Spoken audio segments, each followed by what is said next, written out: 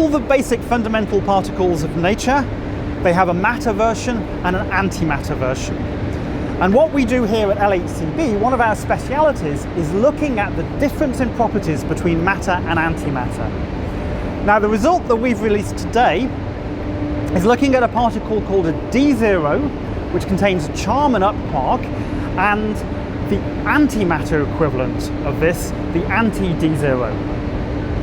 And what we find is that this D0 particle can oscillate into its antimatter equivalent by some fascinating quantum mechanics.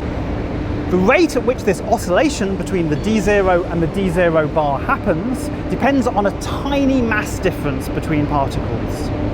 This tiny mass difference is 10 to the minus 38 grams. That's 0 followed by 37 zeros, 1 grams.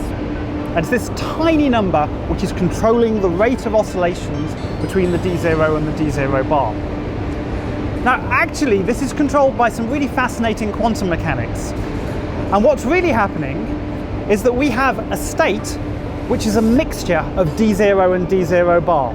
You might be familiar with Schrodinger's cat, where you put a cat into a box and then afterwards the cat is a mixture of alive and dead. It's like that.